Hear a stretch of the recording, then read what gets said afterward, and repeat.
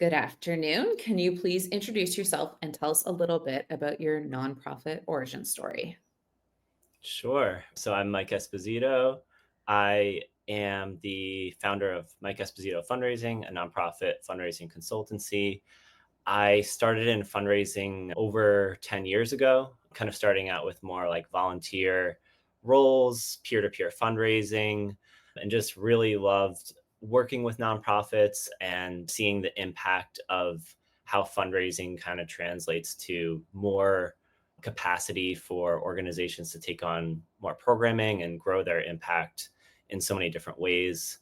Had the opportunity to work with some international nonprofits on the ground, worked on really amazing campaigns that were able to raise over $50 million, and just eventually made the transition into consulting about 3 years ago and just started my own practice last year in the fall, which really focuses on helping small to medium sized nonprofits with fundraising coaching, campaign counsel, as well as development assessments and fundraising plans. So, what has it been like being a founder? Because I always like to talk to people. If you were to give like a one sentence description, how has it been? I would say it is a lot of work and not as glorious as people make it out to be, but Yes. extremely rewarding. So that's how I would describe it in like a nutshell. It's really great. It's a little bit lonely, but it's definitely worth it. I feel like that's the thing that I heard from so many others when they're going, "Oh, yeah, you're going out, you're doing your own thing. It must be incredible." And you're like, "Yeah, it is. There's so much of it that's awesome."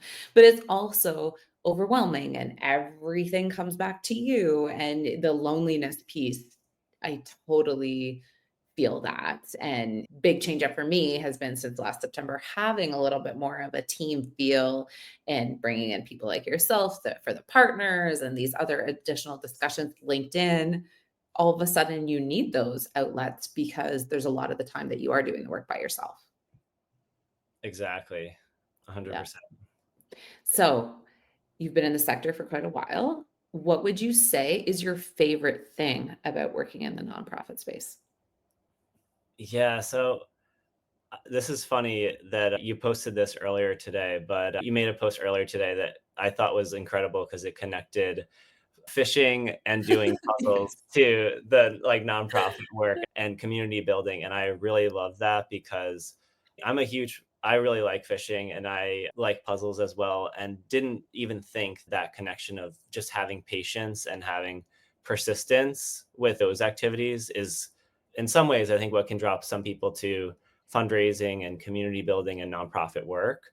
Yeah. And just being able to put in so much time, energy, passion, and effort, and then see that kind of all play out at some point, whether it's through a grant or through bringing a community together or executing on a program that takes a long time. I think that type of rewarding work is what is my favorite part of it.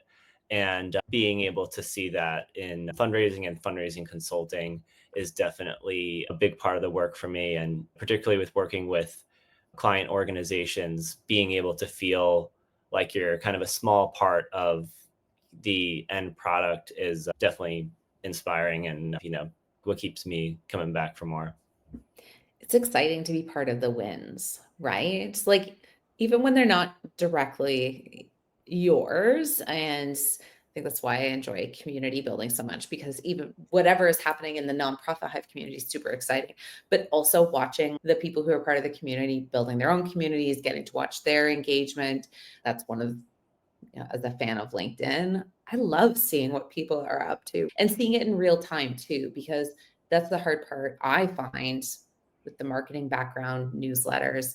If I have to wait weeks to find out about something, like I want to be excited about it now during the win, right? That moment. And I'm pretty good for patience to take my time sometimes, but that's the moment to get to celebrate wins with either your clients or your community members is just the best. What Definitely. about challenges? What do you feel like some of the biggest challenges you see faced in this space right now?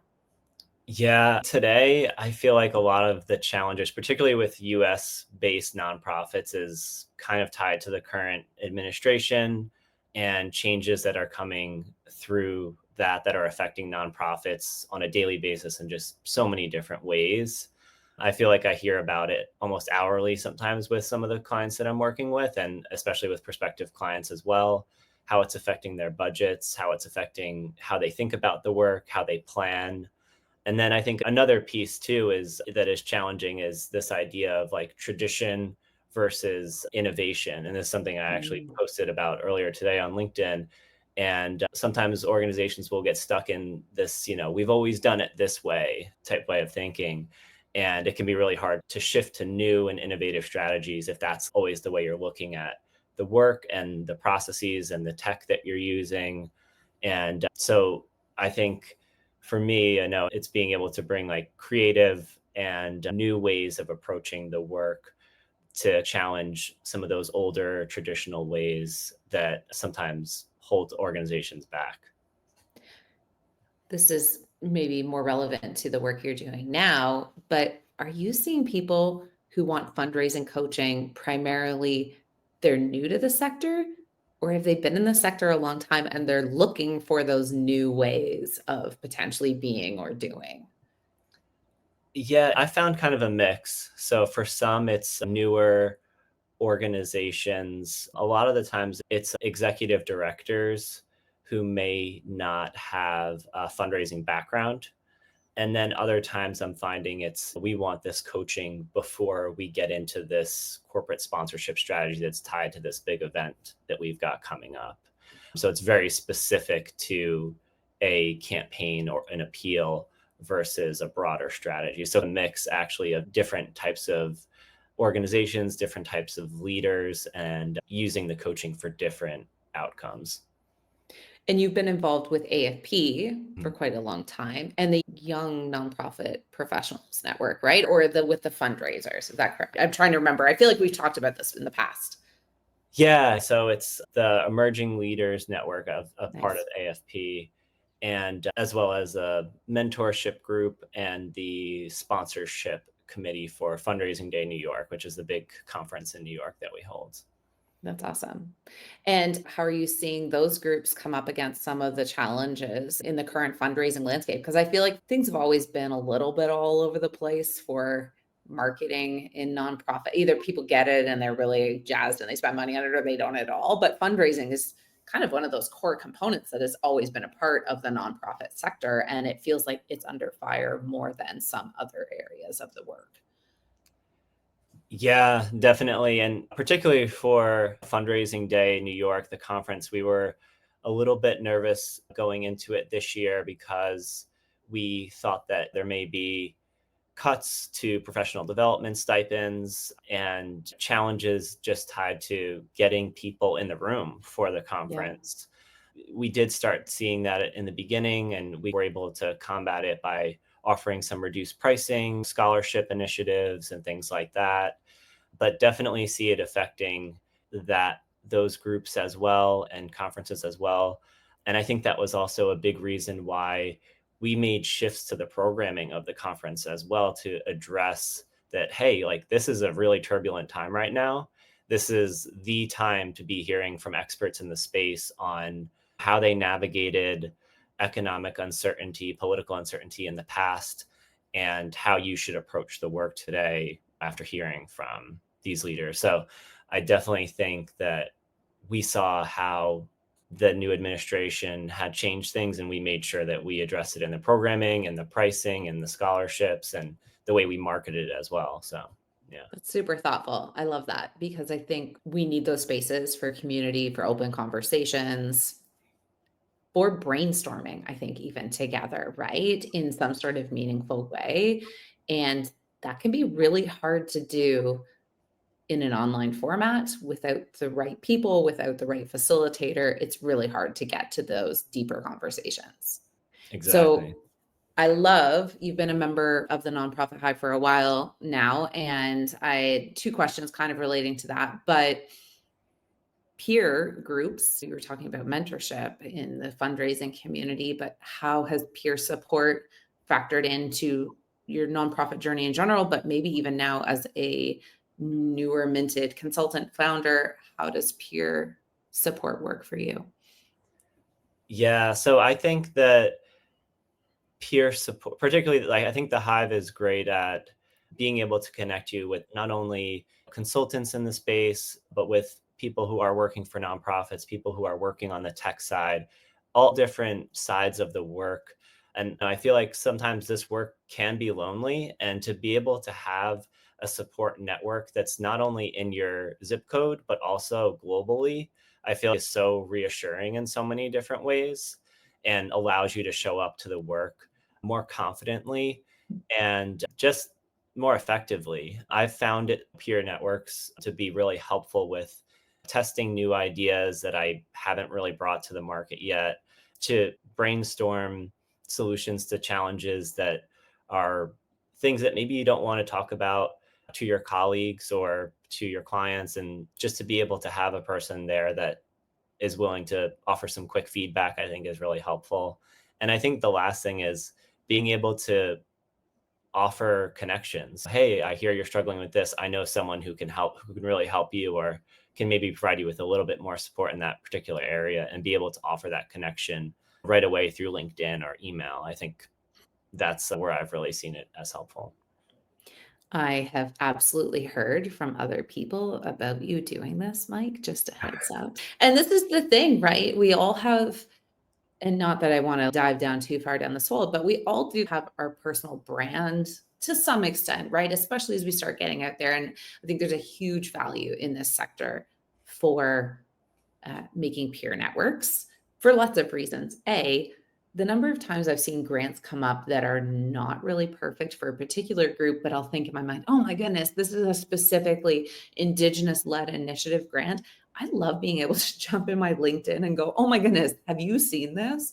Because the reality is, most of us don't. Even with the best tools, the best ways of investigating, even with our new friend ChatGPT out there searching for things for us, we don't always come across those things. And it feels really great when somebody has even vetted it a little bit to kind of go, oh my goodness, we vibed. You're going to vibe with this person 100%. This is going to be a moment that you two are going to connect because we clearly connected. That's such a ringing endorsement always in my mind when somebody says, oh, you're going to love so. And, yeah, I think we just have started to trust those recommendations more than something the internet is going to spit out our way. Yeah, definitely. And I forgot to mention, but just a few weeks ago, I meant to tell you this too. I meant to email you about this, but I had this great Hive connection or Hive chat. And I said to the person, oh, we're both based in New York City. You should check out these events that are coming up.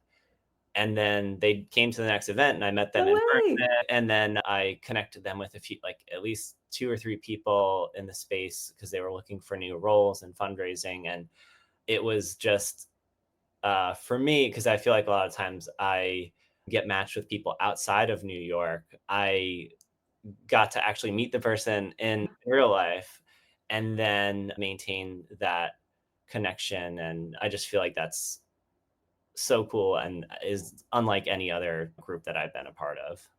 It's heading in that direction. It's getting exciting because I think we're starting to hit that spot of critical mass in a couple of cities.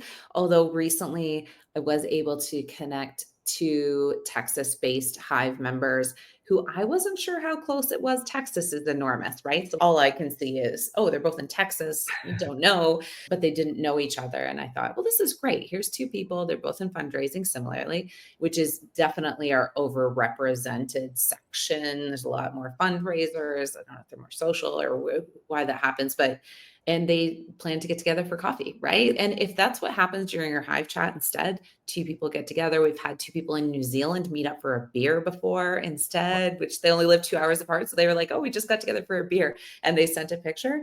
That is awesome. And I hope that's where things head next, is that evolution into those in-person meetups, like, and encourage people in the network because it's attracting great humans. So you can pretty much guarantee it's going to be lovely if two people decide to get together in person too. So what would you say? And I mean, thank you for sharing that story because it always makes me so happy to hear that. But what have you gotten out of being a Hive member, and where do you see some of the things going in the future in terms of like connections, how we can build? I love this question. It's funny because I've started a few like one-on-ones or meetups with people recently. And before I even jump into talking, the first question that I've been getting is, so what is this nonprofit hive you keep talking about on your newsletter and on LinkedIn and Instagram? And I just like initially laugh. And then I'm like, okay, let me tell you a little bit more about the hive, So because as you can tell, I'm kind of obsessed with it. But what it's really given me, and what I try to highlight when people ask me this, is that it's these like spontaneous connections with people in the space that you would have probably never met otherwise. I think it's like the perfect amount of time, like 30 minutes on the dot, to really get to know somebody, share a little bit about yourself and your work, and see if there's ways in which you can help each other out, connect each other, provide opportunities, provide quick solutions to problems. So I feel like it's been a space to find collaborators, find friends, and then also just find like cheerleaders of your work that are going to support you and comment on your LinkedIn posts and give you a heart reaction and just be there for you virtually, and maybe like the other person I mentioned, in yeah, person. And yeah, just a chance to give back and provide brainstorm solutions and help and quick advice when you can. As you know, I joined, I want to say it was the fall or the winter of 2023, very beginning days. And I can't believe just like how much it's really grown and evolved, and the indeed. changes that have happened from the beginning. And just even getting to meet you at Icon back in Toronto, I think that was 2024, Yeah. and to now be part of the Trusted Hive network. I've gotten so much out of it. I could probably talk about it in like a 90-minute workshop, just so I'll try and cut it short here. But I think it's more than a community. I feel like it's a movement that's really shaping the future of nonprofit work, and how nonprofit professionals globally can support each other in different ways. I'm gonna have to get you to give that webinar because you do a way better job of selling it than I do. That's awesome. And seriously, like I was gonna say, yeah, so September 2024, like you've just dove in with both feet.